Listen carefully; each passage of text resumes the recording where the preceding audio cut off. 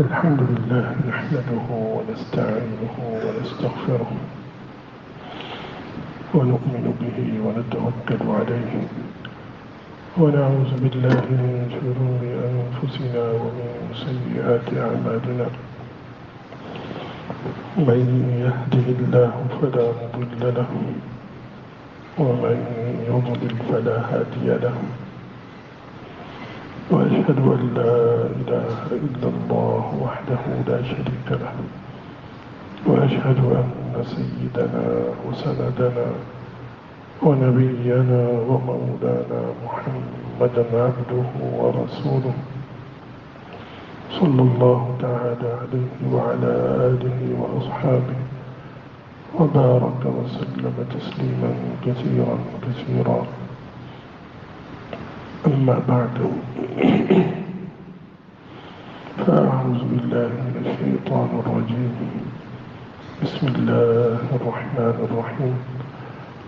والذين جاهدوا فينا لنهدينهم سبلنا وإن الله لمع المحسنين.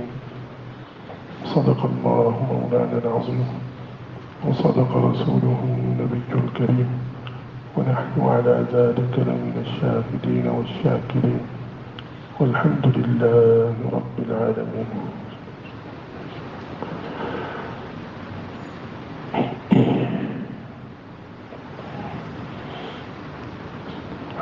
گزشتہ مجلس میں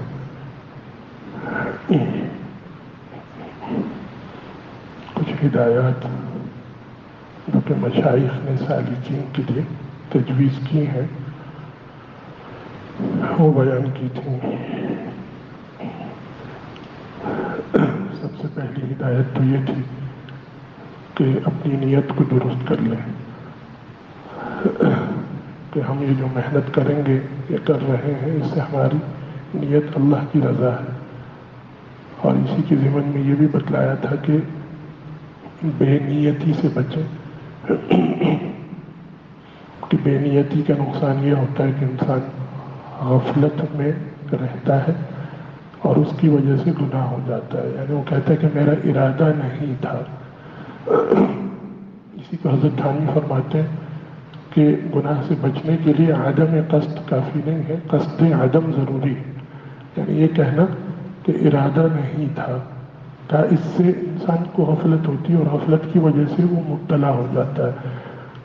بلکہ قصد عدم ضروری ہے، یعنی نہ ہونے کا ارادہ، نہ کرنے کا ارادہ کرے تو اس میں فکر رہتی ہے کہ گناہ کا اگر موقع بھی ہوا تو نہیں کروں گا، گناہ کا موقع بھی ملا تو نہیں کروں گا، یہ عزم کرے. اس کو کہتے ہیں کہ انسان بے نیتی سے بچے. دوسری چیز یہ تھی کہ اوراد اور اذکار باوضو حالت میں کرنے چاہیے، بلکہ سالک کو یہ چاہیے کہ وہ ہر وقت کوشش یہ کرے کہ باوضو رہے. اس سے سلوک کا راستہ آسان ہو جاتا ہے اور بہت جلد طے ہوتا ہے. اسی طرح یہ کہ اس کو ذوق اور شوق کے ساتھ اور حضوری کی کیفیت کے ساتھ کرنا چاہیے. مسنون دعاؤں کا اہتمام کرنا چاہیے.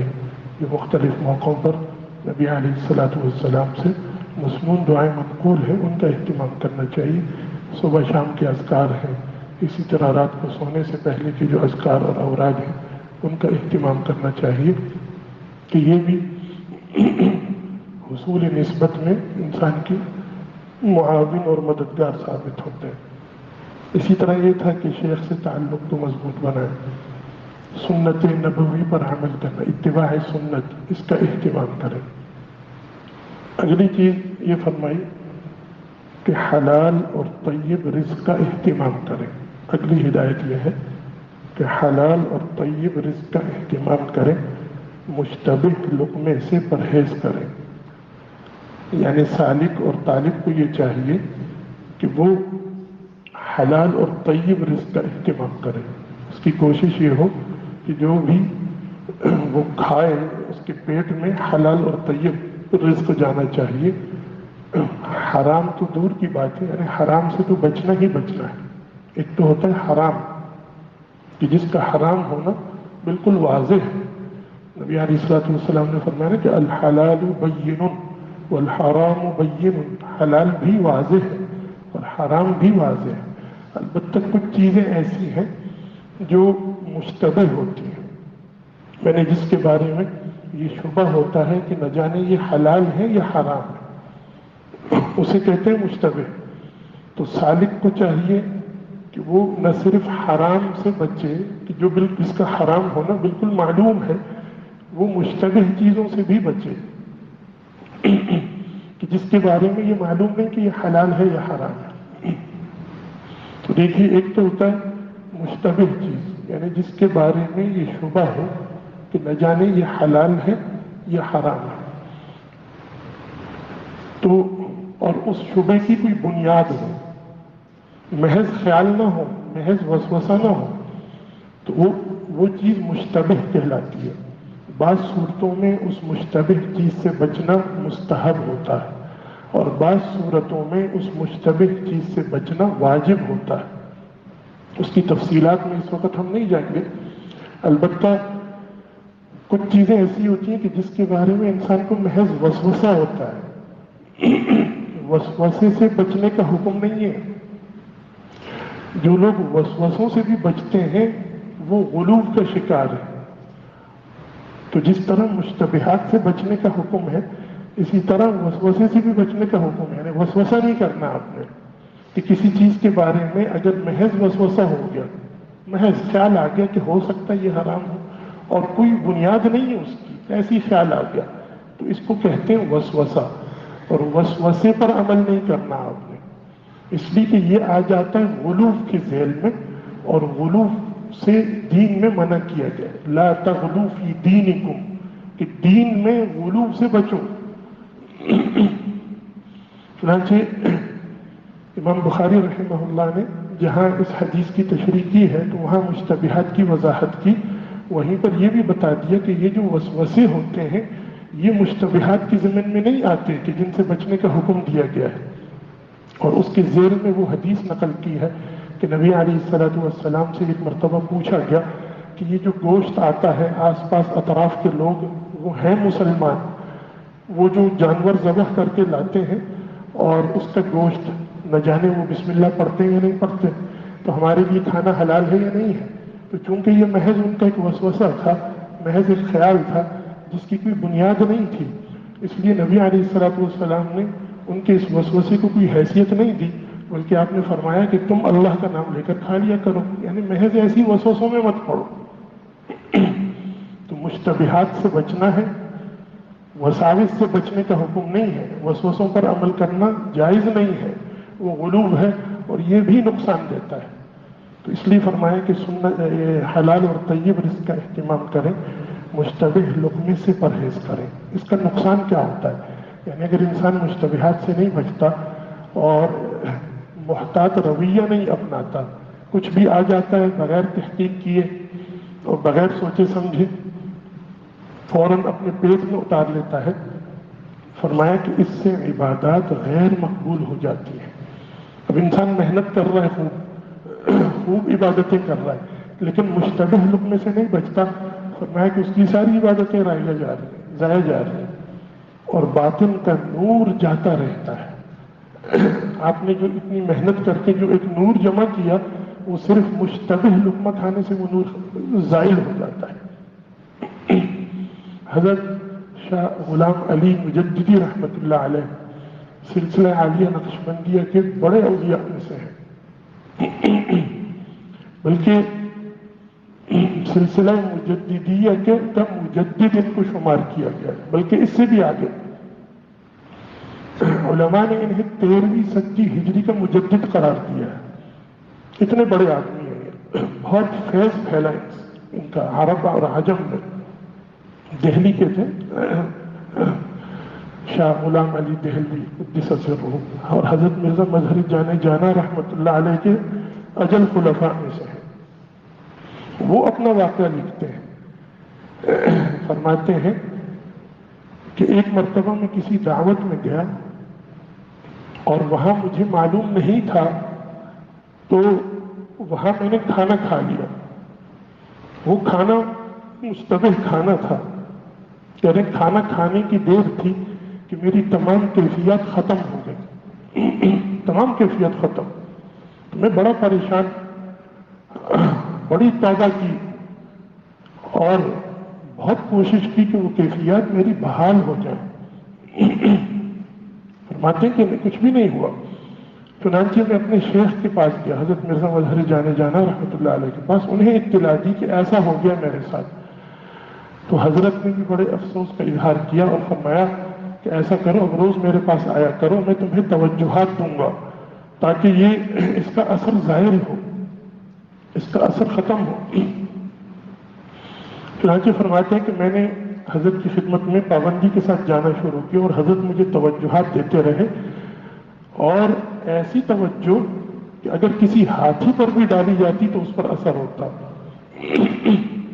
فرماتے ہیں کہ 40 دن تک حضرت مجھے توجہات دیتے رہے، 40 دن کے بعد جا کر میری وہ کیفیات بحال ہوئی۔ تو ایک مرتبہ کا کھانا، مشتبہ کھانا، اس کے لیے 40 دن کی توجہات، کیفیات ختم ہو گئی۔ یہی وجہ ہے کہ حضرت صدیق اکبر کے بارے میں آتا ہے نا، اب حضرت نے سن رکھا ہوگا کہ ایک مرتبہ ان کے غلام نے کوئی چیز ایسی کھلا دی، کھانے کے بعد معلوم ہوا کہ یہ تو کھانا حلال نہیں تھا، تو انگلی ڈال کر کے اس کھانے کو نکالا اور بڑی تکلیف ہوئی۔ دیکھنے والوں نے عرض کیا کہ حضرت آپ اتنی تکلیف اٹھانے کی کیا ضرورت تھی؟ فرمایا کہ اگر مجھے یقین ہوتا کہ اس کھانے کو نکالتے نکالتے میری جان چلی جائے گی تب بھی میں اس کھانے کو نکال کے رہتا، لیکن وہ حضرات جانتے تھے۔ تو حضرت شاہ غلام علی کے واقعے میں کہ کیفیات، اصل میں یہ جو کیفیات ہوتی ہیں نا، اگرچہ یہ مقصود تو نہیں ہوتی، لیکن جیسے یہ بات پیچھے گزری تھی کہ یہ معاون ہوتی ہیں، مددگار ہوتی ہیں، یہ علامات ہوتی ہیں۔ بعض اوقات ایسی کیفیات انسان پر آتی ہیں، جیسے آگے حضرت فرمائیں گے، قبض اور بسط کی کیفیت ہوتی ہے کہ جس میں ذوق اور شوق ختم ہو جاتا ہے، بلکہ انسان کو ایک طرح کی دل کے اندر تنگی کی سی کیفیت ہوتی ہے۔ اس کی مختلف وجوہات ہوتی ہیں۔ کبھی تو اس لیے بھی ہوتا ہے کہ انسان کی جسمانی طبیعت صحیح نہیں، بیمار ہے، سر میں درد ہو رہا ہے، تو ظاہر سی بات ہے اس وقت وہ نماز میں وہ حضوری تھوڑی ہوگی، اس کو سر میں سخت درد ہے۔ تو کبھی حضوری نہ ہونے، کیفیات نہ ہونے کی وجہ یہ بھی ہوتی ہے کہ انسان بیمار ہوتا ہے جسمانی، تو اس کا تو یہی ہے کہ انسان اپنا علاج کروائے۔ اور بعض اوقات ان کیفیات کے ختم ہو جانے کی وجہ گناہ ہوتے ہیں، تو جو یہ اللہ والے ہوتے ہیں یہ فوراً چوکنا ہو جاتے ہیں کہ یہ کیا وجہ ہے۔ ہو سکتا ہے کہ یہ ایک انسانی مزاج ہے کہ اس کی کیفیات میں اتار چڑھاؤ آتا ہے، تو ہو سکتا ہے کہ روٹین کی چیز ہوئی ہے، تو پھر تو کوئی پریشانی کی بات نہیں ہے، چند دن کی بات ہے، پھر طبیعت بحال ہو جائے گی۔ لیکن جس طرح انسان جسمانی طور پر بیمار ہوتا ہے، بخار ہو جاتا ہے، تو بخار اگر چند دن رہے اور ختم ہو جائے تو یہ ایسی فکر کی بات نہیں ہوتی، لیکن اگر بخار طول پکڑ جائے، مہینہ گزر گیا، 2 مہینے گزر گئے، بخار ختم ہی نہیں ہو رہا، تو اب یہ خطرے کا الارم ہے کہ کوئی خطرناک بیماری جسم کے اندر پروان چڑھ رہی ہے۔ تو یہ حضرات ان چیزوں میں بڑے محتاط رہتے ہیں کہ ٹھیک ہے مقصود تو نہیں ہے، لیکن کہیں ایسا تو نہیں ہے کہ کوئی گناہ ہو گیا ہے۔ اس لیے حضرت شاہ غلام علی ہی یہ فرمایا کرتے تھے کہ طالب کو چاہیے کہ جو عبادات کرتے ہیں ہم، ہر عبادات کا الگ جیسے انواع و اقسام کے کھانے ہوتے ہیں، ہر کھانے کا ایک اپنا ذائقہ ہوتا ہے، اپنی ایک خوشبو ہوتی ہے، اسی طرح ہر عبادت کا اپنا ایک نور ہے، اپنی ایک خوشبو ہے، اپنی ایک نسبت ہے۔ فرماتے تھے کہ ہر عبادت کی جو کیفیات ہیں اس میں غور دھیان کرنا چاہیے اور اس کے فرق کو سمجھنا چاہیے۔ اور اسی طرح جو گناہ ہوتے ہیں، ہر گناہ ظلمت ہے، گناہ میں فرق ہے تو اس کی ظلمت میں بھی فرق ہے، فرمایا کہ اس کی طرف بھی دھیان دینا چاہیے۔ اس کی وجہ یہی ہے کہ بعض اوقات انسان انجانے میں گناہ کر بیٹھتا ہے اور اسے پتہ بھی نہیں چلتا، اور اس کی وجہ سے اس کی علامات ظاہر ہو جاتی ہیں اور وہ پریشان ہوتا ہے کہ نہ جانے کیا ہو گیا۔ اب اگر بیماری کا فوراً پتہ چل جائے تو فوراً علاج ہو جاتا ہے، بیماری زیادہ نقصان نہیں پہنچا سکتی، لیکن اگر بہت دیر ہو جائے تو بیماری بہت جڑ پکڑ لیتی ہے اور بہت زیادہ نقصان پہنچا دیتی ہے. اس لیے حضرات فرماتے ہیں کہ انسان ان کے اس ظلمت کو بھی محسوس کیا کرے کہ جس وقت گناہ ہو جاتا ہے تو اس وقت ایک ظلمت سی ہوتی ہے، اس ظلمت کو بھی محسوس کرو، پہچانو اس کو، تاکہ پتہ چل جائے کہ یہ کس گناہ کی ظلمت ہے. ہم عام لوگ تو ایسے ہی ہیں جیسے آج کل یہ جو کووڈ کی بیماری ہے، کووڈ زدہ آدمی جو ہوتا ہے جس پہ یہ مرض ہو گیا تو بہت سے لوگ ایسے ہیں جن کا ذائقہ چلا جاتا ہے، اور اسی طرح ان کی یہ جو قوت شامہ یہ بھی چلی جاتی ہے. بہت سے ایسے ہیں کہ بیماری کے بعد سال سال گزر گئے، ان کی یہ قوت بحالی نہیں، ان کے لیے خوشبو بدبو برابر، ان کے لیے کھانے کے تمام ذائقے برابر، کھٹی چیز کھائیں، میٹھی چیز کھائیں، تلخ چیز کھائیں، سب ذائقے برابر ہیں. تو روحانی طور پر ہمارا یہی حال ہے. لیکن اگر کسی کے اندر کسی کی یہ قوتیں بحال ہوں تو ان چیزوں کو محسوس کرنا چاہیے، ورنہ انجانے میں گناہ ہوتے ہیں اور بہت وقت گزر جاتا ہے. اس لیے کہ گناہ نقصان تو دے رہا ہوتا ہے. ابھی جمعے کے دن ہی میں نے یہ واقعہ سنایا کہ صوفی احمد رحمۃ اللہ علیہ، یہ حضرت زوار حسین شاہ صاحب کے خلیفہ ہیں، تو انہوں نے فرمایا کہ میرا جو ہے سلوک کا راستہ طے کر رہا تھا اور بڑی اچھی کیفیات تھی میری، یعنی آگے ترقیات ہو رہی تھی کہ اچانک میری کیفیات ختم ہو گئی، تمام کیفیات ختم. اب میں پریشان، توبہ استغفار کر رہا ہوں، خوب دعائیں کر رہا ہوں، تہجد پڑھ رہا ہوں، اذکار کر رہا ہوں، لیکن کیفیات ہیں کہ بحال نہیں ہو رہی. یہاں تک کہ 6 مہینے گزر گئے. بالآخر سوچا کہ اپنے شیخ سے ذکر کرنا چاہیے، تو شیخ سے جب عرض کیا تو شیخ نے کہا کہ غور کرو، کوئی گناہ ہو رہا ہے تم سے، کوئی گناہ ہو رہا ہے، غور کرو. کہتے ہیں بہرحال جب غور کیا تو خیال آیا کہ ہمارے ہمسائے میں ایک بچی تھی جس کا ہمارے گھر آنا جانا تھا، اور بچی تھی اس لیے بچی سے کوئی پردہ تو ہوتا نہیں ہے، تو اس کے آنا جانا تھا، وہ بھی سامنے آ جاتی تھی بچیوں کی طرح. اس کے ساتھ کچھ دن ہوئے، وہ بالغہ ہو گئی تھی، جوان ہو گئی تھی. اب جب جوان ہو گئی تو اب جوان عورت کو دیکھنا یہ تو گناہ ہے. تو کہہ رہے ہیں وہ دھیان نہیں رہا تھا کہ وہ بچی اب جوان ہو چکی ہے، وہ اس کو دیکھنا جائز نہیں رہا. تو اس کی وجہ سے کیفیات ختم ہو گئی تھی. بہرحال جب اس کا اہتمام کیا تو اللہ نے پھر کیفیت بحال کر دی. تو اب دیکھیں، ارادہ نہیں تھا گناہ کرنے کا، گناہ کا کوئی ارادہ نہیں تھا، قصد نہیں تھا، لیکن گناہ نے تو نقصان دیا. اب توبہ استغفار وہ کر رہے ہیں، اور توبہ استغفار میں تو ہمیں یہ سکھا دیا گیا کہ اللہ سے ہم کہیں اللہ جو گناہ ہم جانتے ہیں اسے بھی معاف فرما، جو ہم نہیں جانتے اسے بھی معاف فرما.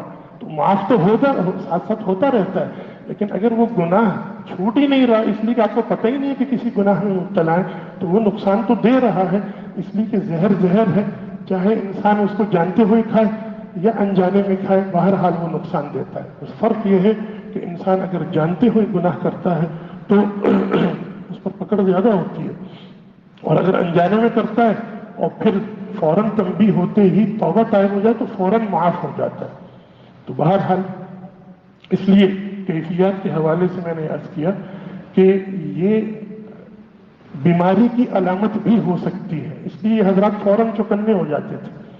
تو فرمایا کہ ایک یہ بھی ہے کہ انسان حلال اور طیب رزق کا اہتمام کرے، مشتبہ لقمے سے پرہیز کرے، اس سے عبادات غیر مقبول ہو جاتی ہیں اور باطن کا نور جاتا رہتا ہے. دل غیر سے خالی ہو اور پیٹ حرام سے خالی ہو تو ہر اسم اعظم ہوتا ہے.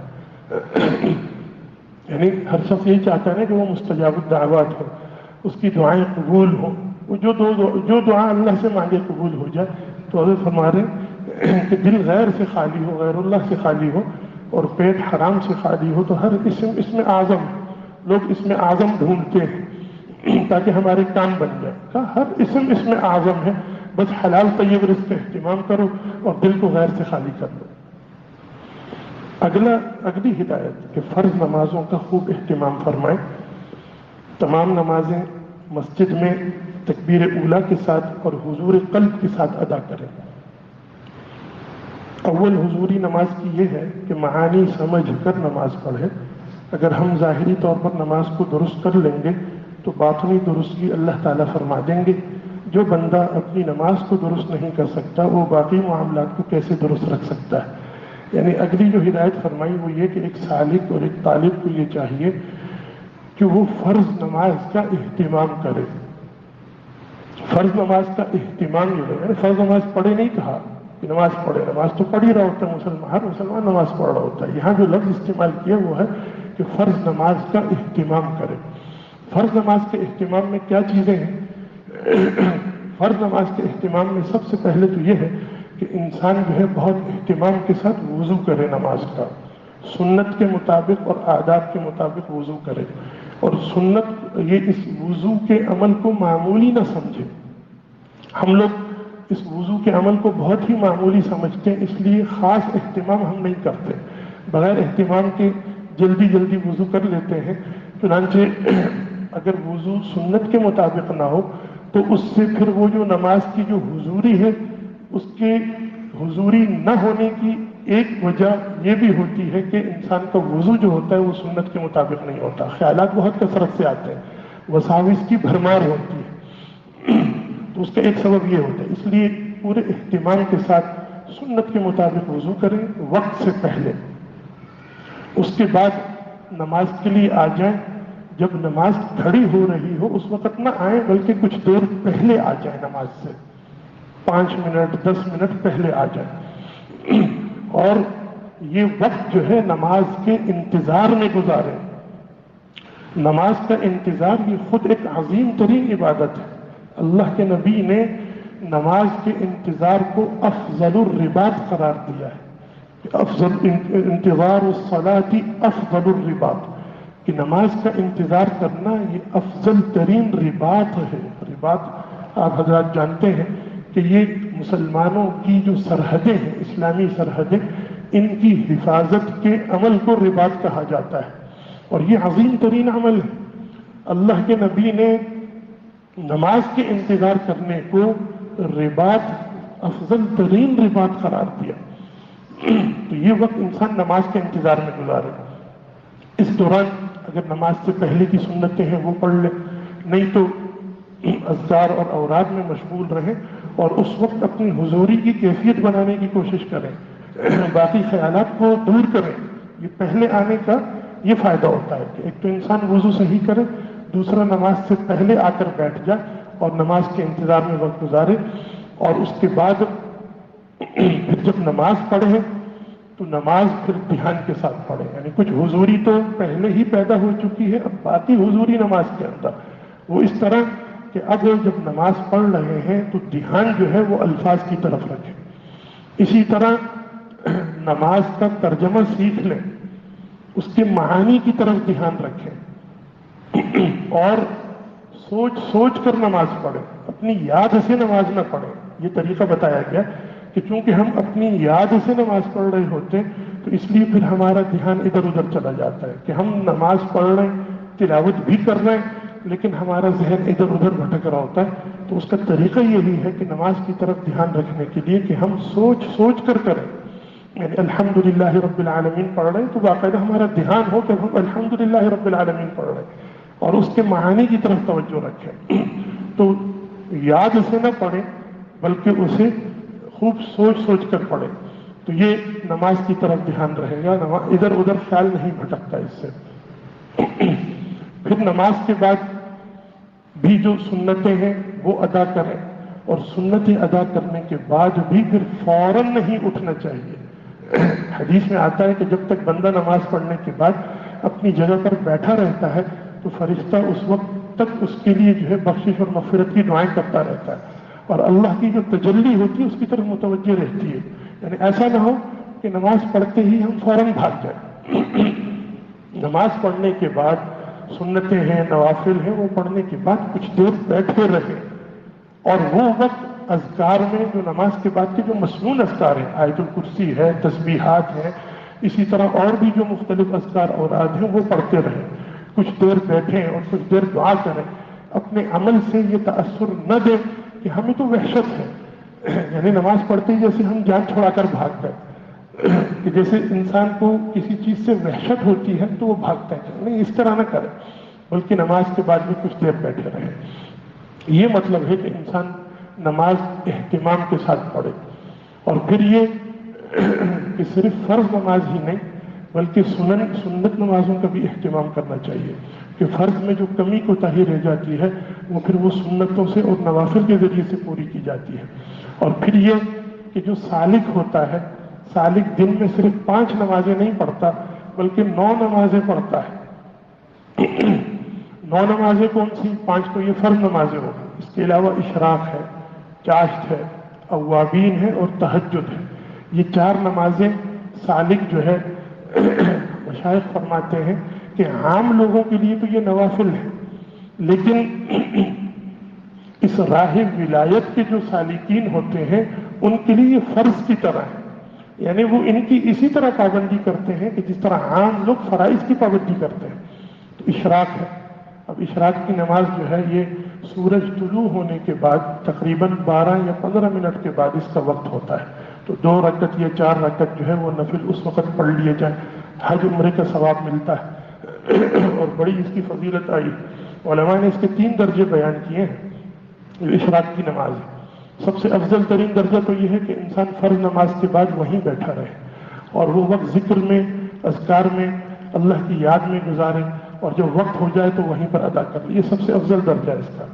دوسرا درجہ یہ ہے کہ انسان مسجد ہی میں وہاں سے اٹھ جائے، مسجد ہی میں کہیں کسی اور جگہ پر جا کر بیٹھ جائے اور وہاں ذکر اذکار میں مشغول رہے، اور جب وقت ہو جائے تو پھر اس کو پڑھ لے۔ یہ دوسرا درجہ ہے اس کا۔ اور تیسرا درجہ یہ ہے کہ اٹھ کر چلا گیا، مسجد سے بھی چلا گیا، لیکن اشراق تک کا جو وقت تھا وہ ذکر ہی میں مشغول رہا، چہل قدمی کر رہا ہے یا کچھ بھی کر رہا ہے، لیکن وہ وقت ذکر اذکار میں مشغول ہے۔ پھر جب وقت ہو گیا پڑھ لیا تو یہ بھی اشراق کا اجر اس کو ملے گا۔ یہ تیسرا درجہ ہے۔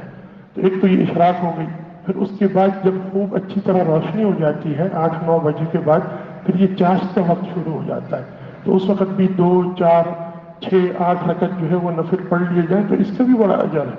اس کے بعد پھر اوابین، مغرب کی نماز کے بعد، اس کی بھی بڑی فضیلت آئی، اور اس کی بھی علماء نے 2 درجے بیان کیے۔ افضل درجہ تو یہ ہے کہ مغرب کی فرض نماز کے بعد 2 رکعت سنت پڑھ لیں، اور اس کے بعد پھر 2 کر کے 6 رکعت نفل پڑھ لیں۔ یہ افضل درجہ ہے اوابین کا۔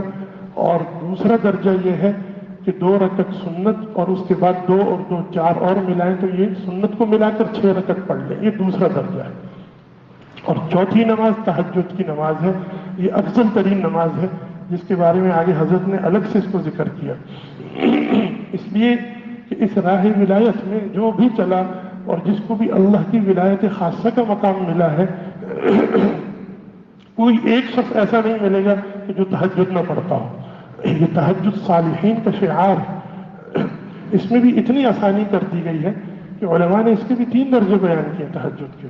سب سے افضل ترین درجہ یہ ہے تہجد کا کہ انسان رات کا جو آخری تیسرا پہر ہے اس میں اٹھے اور اٹھ کر اس وقت جو ہے وہ 2، 4، 6، 8 رکعت جو ہے وہ نفل پڑھ لے۔ یہ سب سے افضل ترین درجہ ہے اس کا۔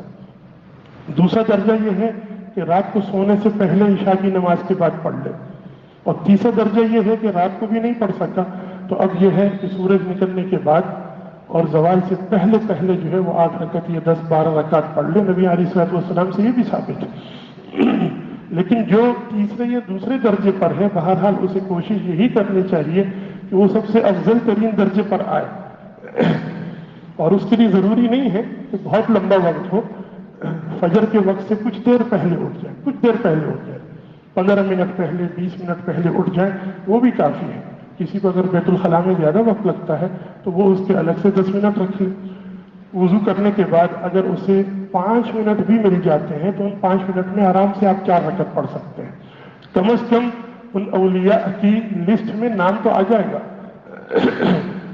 تو یہ تہجد جو ہے یہ اہم ترین نماز ہے، اس کا خوب اہتمام کرنا چاہیے۔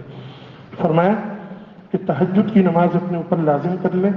راہ طریقت میں یہ نوافل فرض کے مانند ہیں۔ اللہ تعالیٰ نے داؤد علیہ السلام کو یہ وحی نازل کی کہ جو بندہ میری محبت کا دعویٰ کرے اور رات آئے تو لمبی تان کر سو جائے وہ اپنے دعوے میں جھوٹا ہے اپنے دعوے میں جھوٹا ہے. تو اس کے لیے کوشش کرنی چاہیے اور اس کا طریقہ یہی ہے بہرحال کہ رات کو جلدی سونے کی عادت بنا لیں. یعنی رات چونکہ ہم لوگ دیر سے سونے کے عادی ہو چکے ہیں اس لیے اٹھنا مشکل ہوتا ہے، ورنہ کوئی مشکل نہیں ہے. اگر جو لوگ جلدی سونے کے عادی ہوتے ہیں تو ان کی نیند پوری ہو جاتی ہے، اگرچہ راتیں مختصر ہی کیوں نہ ہو.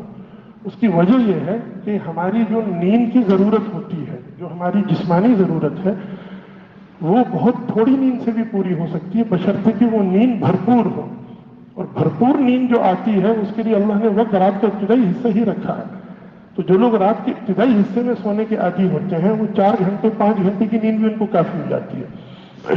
وہ 5 گھنٹے کی نیند لے کے جب اٹھتے ہیں تو وہ پوری طرح بھرپور نشاط کی حالت میں ہوتے ہیں. اس کے برعکس جو لوگ بھرپور نیند نہیں لیتے وہ 10 گھنٹے بعد بھی اٹھتے ہیں تو انہیں یوں لگتا ہے کہ ان کے جسم کا جوڑ الگ ہے، کہ پتہ نہیں وہ کیا کر کے اٹھے ہیں. اس کی وجہ یہی ہوتی ہے. تو رات کو جلدی سونے کی اگر ہم عادت بنا لیں تو یہ کوئی مشکل نہیں ہے. تو فرماتے ہیں کہ جو بندہ میری محبت کا دعویٰ کرے رات آئے تو لمبی تان کر سو جائے وہ اپنے دعوے میں جھوٹا ہے. عطار ہو، رومی ہو، رازی ہو، غزالی ہو، کچھ ہاتھ نہیں آتا بن آہ سے ہرگاہی.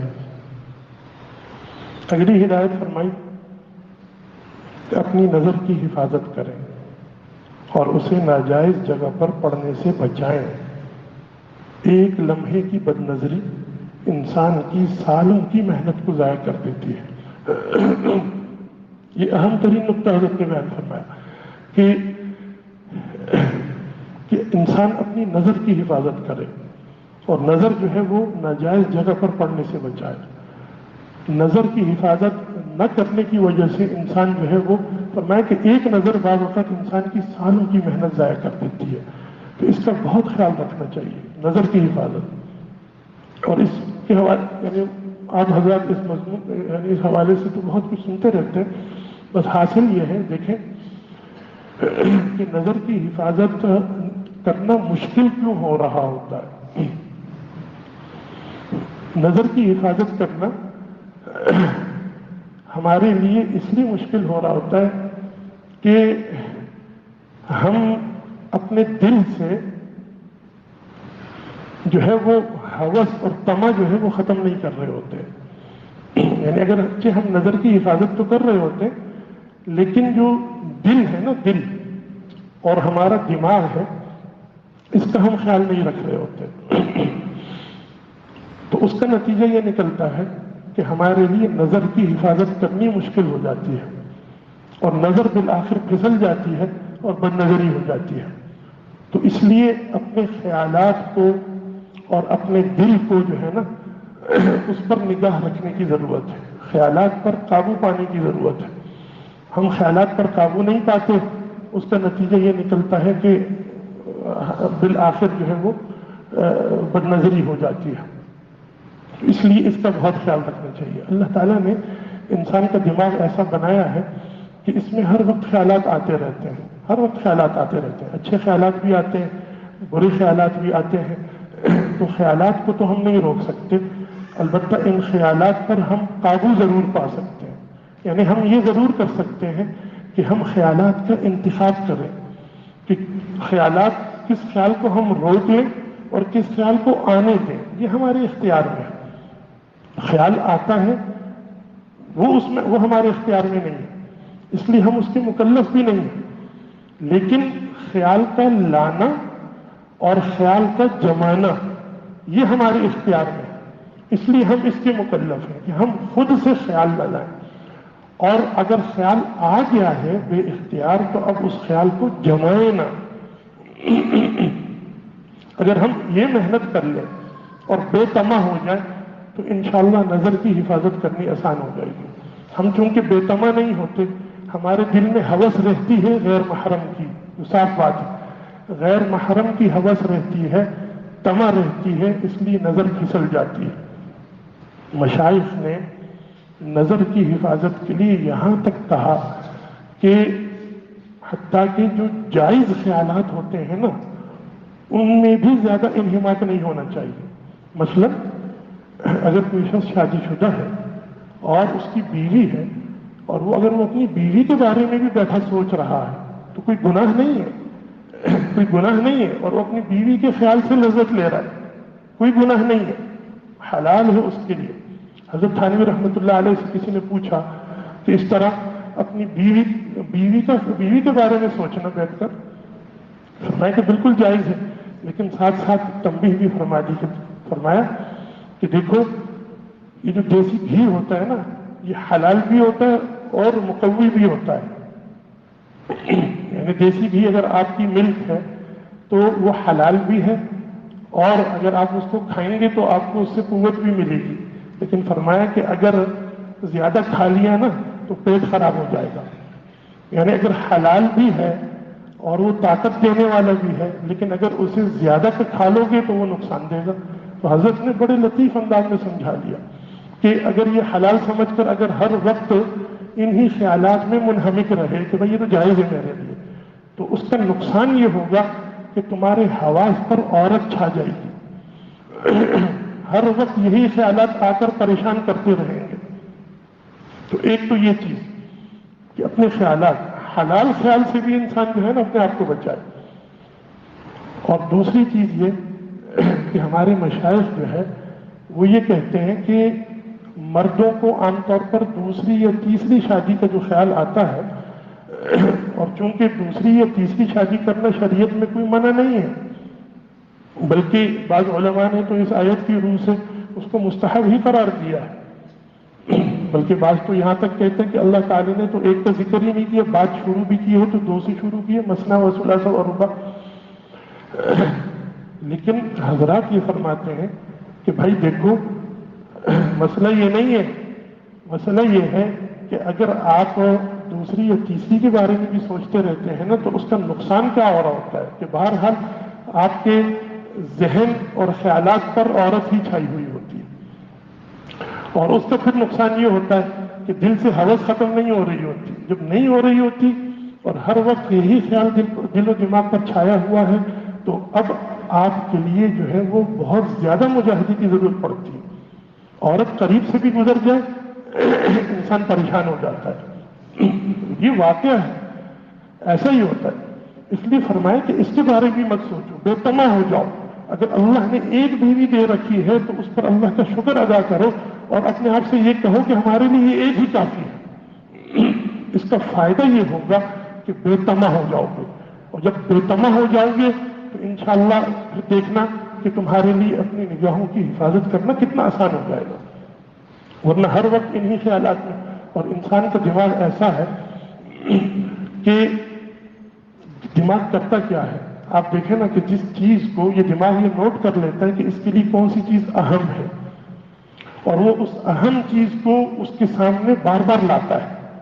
ये अल्लाह ने इंसान के दिमाग को इस तरह बनाया है और इंसान के फायदे के लिए बनाया। मसलन अगर किसी को गाड़ी की जरूरत हो या गाड़ी का शौक हो तो फिर उसको गाड़ियां ही नजर आ रही होती हैं, और जिसको शौक ना हो तो वो गुजर रहा होता है, उसको कोई फर्क नहीं पड़ता। गाड़ियां मौजूद हैं लेकिन एक शख्स को नजर आ रही है, दूसरे को नजर नहीं आ रही। क्यों? उसका दिमाग ये नोट कर चुका है कि ये बैठा गाड़ियों के बारे में सोचता रहता है, तो इसके लिए गाड़ियां बड़ी अहम है, तो वो गाड़ियां ही लाता रहता है उसके सामने। तो यही हाल है। कोई शख्स अगर बैठकर औरत के बारे में सोच रहा है, अगरचे हलाल तरीके से सोच रहा हो, तो वो दिमाग उसका नोट कर लेता है कि इसके लिए ये चीज बहुत अहम है, तो वो बार बार लाएगा उसके लिए। जब बार बार वो चीज आएगी आपके लिए बचना आसान हो जाए, मुश्किल तरीन हो जाएगा। उसका तरीका ही यही है कि इन ख्यालात में इंसान ज्यादा मगन ना हो, अगरचे हलाल ही क्यों ना हो, अगरचे हलाल ही क्यों ना हो, तो इंशाअल्लाह इससे बचना आसान हो जाएगा। इस किस्म के मज़ामीन बयान करना बहुत यानी बाद वक्त मुश्किल लगता है कि इंसान बयान करे ना करे, लेकिन ज़रूरत इसकी महसूस हो रही होती है। इसलिए बहुत मोहतात होकर मैंने ये बात कह दी है। बहुत कोशिश की कि कोई ऐसा कोई अंदाज ना आ जाए कि जो किसी की तबीयत पर गिरा गुजरे। कुछ जुम्मों से मेरा सूरह तलाक के ऊपर बयान चल रहा है और मुश्किल से 5 या 6 बयान हुए हैं, लेकिन बीच में तात्कुल आता रहा تو جس کی وجہ سے بظاہر یہ لگ رہا ہے کہ کوئی 3 یا 4 مہینوں سے اس صورت پر بیان چل رہا ہے، حالانکہ وہ مشکل سے 5 یا 6 بیان ہوئے ہیں۔ تو ایک صاحب نے کہا کہ بھائی یہ تو یہاں بچے بھی ہوتے ہیں، بڑے بھی ہوتے ہیں، بوڑھے بھی ہوتے ہیں، جس کو ضرورت ہوگی دارالفتہ میں جا کر پوچھ لے گا، ادھر کیا ضرورت ہے یہ مسائل بیان کرنے کی۔ مطلب حالانکہ اس میں کوئی ایسی چیز نہیں، اس میں میں نے کوشش یہ کی قرآن کریم کے جو الفاظ ہیں ان کے اندر محدود رہوں، زیادہ باہر نہیں نکلا، میں زیادہ تفصیلات میں نہیں گیا، جزئیات میں نہیں پڑھا، اس لیے کہ جزئیات کے لیے دارالفتہ ہی ہے۔ لیکن مسئلہ یہ ہے کہ دارالفتہ انسان اس وقت جاتا ہے جب معاملہ ہاتھ سے نکل چکا ہوتا ہے۔ یہ چیز ہم دیکھ رہے ہیں۔ تو اصول طلاق کے اندر طلاق دینے کا سنت طریقہ بیان کیا گیا ہے، بس وہ بیان کیا، لیکن بعض طبیعتوں پر وہ چیز بھی گرا گزری۔ اب جہاں تک بچوں کا معاملہ ہے تو بچے تو کیا کچھ نہیں جان چکے ہیں۔ اگر ہم اب تک اسی دھوکے میں پڑے ہوئے ہیں اور یہی سوچ سوچ کر اگر پڑے رہے تو معاملات ہاتھ سے نکل چکے ہیں۔ بچے ایسی ایسی چیزیں جان چکے ہیں کہ آپ کانوں کو ہاتھ لگائیں گے۔ اور یاد رکھیے کہ دیکھیے یہ ہماری زندگی کا حصہ ہے، یہ ہمارے یعنی ایسے مسائل ہیں جن پر سنجیدگی سے غور کرنے کی ضرورت ہے۔ یہ بچوں کی ضرورت ہے، ایک تجسس ہوتا ہے۔ بچہ جب جوان ہوتا ہے بہت سی چیزوں کے بارے میں وہ جاننا چاہتا ہے، آپ کے پاس وہ آتا ہے پوچھنے، آپ اس کو یہ کہہ کر ڈانٹ کر بھجا دیتے ہیں کہ ایسی گندی باتیں مت کرو۔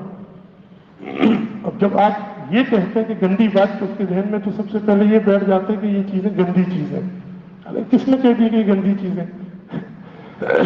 اور پھر آپ کے اس ڈانٹنے سے اس کا تجسس ختم نہیں ہوتا، وہ اپنا تجسس دور کرتا ہے، لیکن اب نقصان یہ ہوتا ہے کہ وہ تجسس وہاں سے دور کرتا ہے جہاں سے اس کو غلط معلومات ملتی ہیں، ادھوری معلومات ملتی ہیں، اور وہ معلومات اس کو وہ نقصان پہنچاتی ہیں کہ آپ اس کا تصور نہیں کر سکتے۔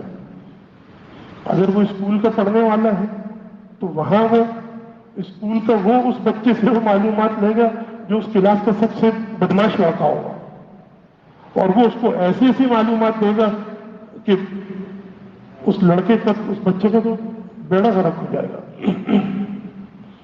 تو بعض طبیعتوں پر یہ چیز بھی گرانی جاتی ہے۔ یہ زندہ مسائل ہیں، یہ ہر شخص، یعنی ہمیں اندازہ ہے نا، لوگ آ کر ہم سے جب پوچھتے ہیں حیران ہو جاتا ہے انسان، کیا کرے؟ آپ اس وقت کا ماحول نہیں دیکھ رہے کیا ہے؟ عورتوں کا لباس آپ دیکھ لیں، مرد کے لیے بچنا آسان ہے، اب کرے تو کیا کرے؟ تو کچھ چیزیں بتانی ضروری ہو گئی ہیں، بہت محتاط ہیں، بہت سی چیزیں ایسی ہیں جو ضروری ہیں لیکن نہیں بتا پا رہے ہیں، صرف اس انتظار میں بیٹھے رہتے ہیں کہ شاید کوئی خود کچھ آ کر پوچھے گا، کوئی بھی نہیں پوچھتا ہے، اس لیے کہ لوگ ہمت ہی نہیں کرتے، یا تو شرم کی وجہ سے یہ ضرورت ہی نہیں محسوس کر رہے ہوتے، اور ایک عذاب میں مبتلا رہتے ہیں، حالانکہ ہر چیز کا حل موجود ہے، ہر چیز کا۔ یہ مضمون بھی میں، اچھا یہ واقعہ ہوا بھی ابھی کا ہوا واقعہ ہے، ابھی بیان سے پہلے مجھے اس شخص نے آ کر کہا کہ آپ سورۃ طلاق اس میں، آپ یہ سوچتے رہے کہ یار یہ تو آگے آج یہ تو مضمون آ رہا ہے، اس کا کیا کروں میں؟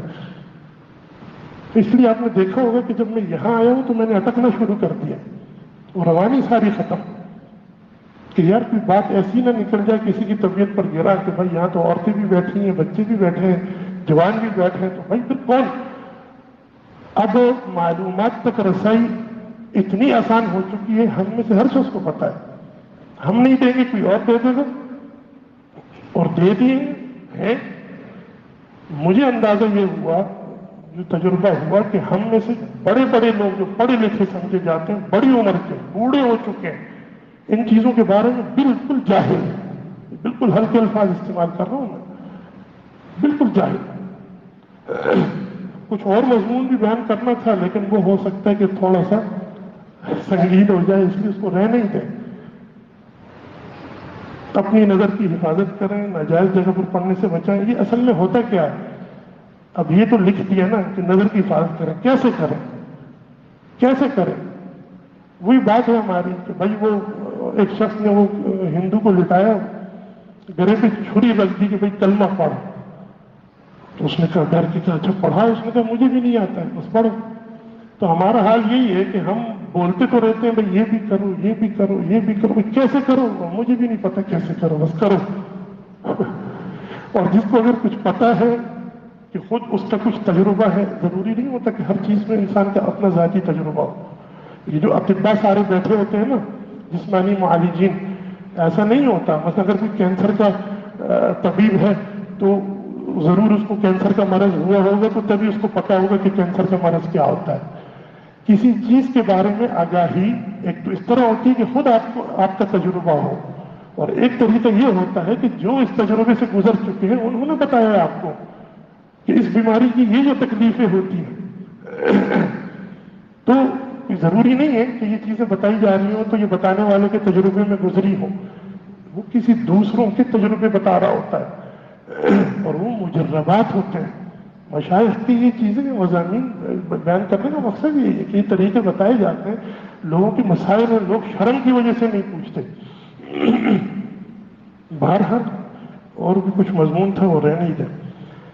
अपनी नज़र की हिफाजत करें, उसे नाजायज जगह पर पढ़ने से बचाएं। बस एक किस्सा सुना देता हूँ, हमारे उस्ताद ने सुनाया था इस भरोसे पर कि उससे हम समझ लें कि मुफ्ती महमूद अशरफ उस्मानी साहब, उन्होंने अच्छा इस जुम्मे के बयान की तैयारी में जो करता था मुख्तलिफ तफासिर, उसमें हमारे उस्ताद मोहतरम उन्होंने एहतिकाफ के मौके पर सूरह तलाक का ये पूरा दर्स दिया था मुअतकिफीन को। आप इससे अंदाजा लगाइए, यानी दारुल में एहतिकाफ हुआ और उस एहतिकाफ में हजरत ने हर साल हजरत का एक होता था, तो उस साल उन्होंने सूरह तलाक का इंतखाब किया मुअतकिफीन के लिए। उसमें उन्होंने ये मजमून बयान किया कि जहाँ ये बताया था कि औरत की तादीब की जाए कि वहजुरूहुन्ना फिल मवाजिअ, औरत जब नुशूज़ पर उतर आए तो उसको तादीब की जाए। तादीब का तरीका ये है कि उसे प्यार मोहब्बत से समझाएं, अगर वो नहीं समझती तो फिर आप उसको उसके बिस्तर पर तन्हा छोड़ दें। हजरत ने यहाँ ये मजमून बयान फरमाया, इससे ये मालूम हुआ कि मियाँ बीवी का अलग सोना ये सजा के तौर पर होता है।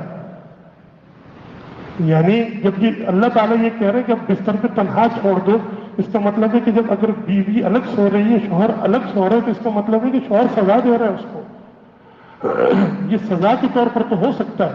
वो इसी से ये बात निकली कि मियाँ बीवी को साथ सोना चाहिए।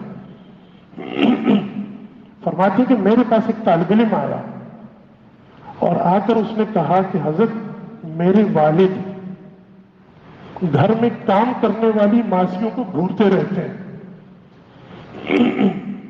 तो उसको जाहिर सी बात है अपने बाप को कोई इस तरह करते हुए देखने, अच्छा बोल भी नहीं सकता हुआ, आकर हजरत से कहा।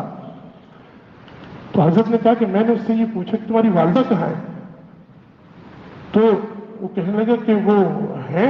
तो कहा कि क्यों? ये कहा कि वो अलग सोती है बच्चियों के साथ और वालिद साहब एक अरसे से अलग सोते हैं। तो कहा कि पहले जाकर वालदा को समझाओ, जाकर पहले वालदा को समझाओ। तो बस इससे आप मजीद कुछ इस्तिंताजात निकाल लें कि ये चीजें कितनी जरूरी होती हैं। बीवी का ताउन भी जरूरी है, अगर वो चाहती है कि उसका शौहर अफीफ रहे, पाकदामन रहे, उसकी नजर अगर महफूज रहे। बहरहाल ये एक वाक़या है, इस वाक़े से आप अंदाजा कर लें कि ये हजरत ने उसमें कितनी अहम तरीन चीज की निशानदेही फरमाई। तो एक लम्हे की बदनजरी इंसान की सालों की मेहनत को जाया कर देती है। अगली चीज हजरत ने फरमाया कि गैर शादीशुदा हजरात को चाहिए कि रोजे रखा करें। ये मशाइख ने हिदायत ऐसी नहीं लिख दी है कि इसकी जरूरत है। तो गैर शादीशुदा हजरात को चाहिए कि रोजे रखा करें। ये क्या बात हुई? गैर शादीशुदा हजरात को चाहिए कि वो शादी करें। ये हजरत क्यों नहीं फरमा रहे कि शादी करें? इसलिए कि ये उसके लिए कह रहे हैं कि जो किसी वजह से शादी नहीं कर सकता। नबी अलैहिस्सलातु वस्सलाम ने भी यही फरमाया कि मन इस्तताअ मिनकुमुल बाअत फल्यतज़व्वज, जो घर बसाने की कुव्वत रखता है उसे चाहिए कि वो शादी कर ले, इसका और कोई हल नहीं है। वमन लम यस्तति', जो घर बसाने की कुदरत नहीं रखता तो फ़अलैहि बिस्सौम फ़इन्नहु लहू विजा। तो ये आपने दूसरे नंबर पर ये हल बताया कि वो रोजे रखे, कि रोजे फिर उसकी اس کی نگاہ کی بھی حفاظت کریں. نکاح کے بارے میں فرمایا کہ شادی سے کیا ہوتا ہے؟ اغض للبصر، نگاہ کی حفاظت کرنی ہے تو شادی سے ہوگی. وہ احسن للفرج، اور شرمگاہ کی حفاظت کرنی ہے شادی سے ہوگی. پہلے نمبر پہ اس کو رکھا ہے، یعنی اصل علاج وہی ہے اس کا، اور کوئی علاج نہیں ہے. جو لوگ اس کی استطاعت رکھتے ہوئے بھی نہیں کرتے اور وہ دوسرے ثانوی طریقے اختیار کرتے ہیں، وہ فطرت سے لڑ رہے ہیں. اور یاد رکھیے کہ اللہ نے فطرت کو اتنا طاقتور بنایا ہے، آپ نہیں لڑ سکتے، ہار جائیں گے اور ہار جاتے ہیں. ٹھیک ہے نا؟ یہ جو مجاہدے بتائے جاتے ہیں، مراقبے بتائے جاتے ہیں، یہ ان لوگوں کے لیے بتائے جاتے ہیں جو نہیں کر سکتا، جو اصل حل پر عمل نہیں کر سکتا. یہ اس کے لیے بتائے جاتے ہیں. جو اس کو ہوتے ہوئے بھی نہیں کرتا، گھر میں بیوی ہے پھر بھی وہ نہیں کرتا، وہ بیٹھ کے مراقبے کر رہے ہیں. ایسے بھی لوگ ہیں مراقبے کر رہے ہیں کہ ہمیں مراقبہ بتایا جائے، کہ حل بتایا جائے، کہ تاکہ ہماری یہ بہت پریشانی ہوتی ہے، بہت پریشانی. بھائی اس کا اور کیا حل ہے؟ تو فطرت سے لڑ رہے ہیں آپ لوگ، شریعت نے نہیں کوئی اس کا حل بتایا. فرمایا کہ غیر شادی شدہ حضرات کو چاہیے کہ روزے رکھا کریں.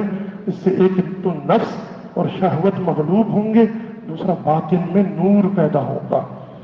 یہ تو غیر شادی شدہ کے لیے تھا. شادی شدہ حضرات کو چاہیے کہ اپنی ازدواجی ذمہ داریوں کو حسن و خوبی شریعت و سنت کے موافق پورا کرتے رہیں.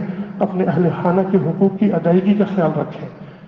ہم بہت سے سالکین کو دیکھا کہ ذکر و عبادت میں اگرچہ خوب محنت کرتے ہیں لیکن گھر کے معاملات میں کوتاہی کرتے ہیں، لہذا حقوق العباد کا خیال نہ رکھنے کی وجہ سے سلوک میں رکے ہوئے ہوتے ہیں.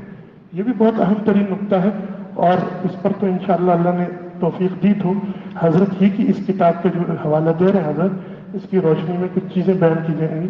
اس سلسلے میں ہماری کتاب مثالی ازدواجی زندگی کے سنہری اصول سے رہنمائی حاصل کریں.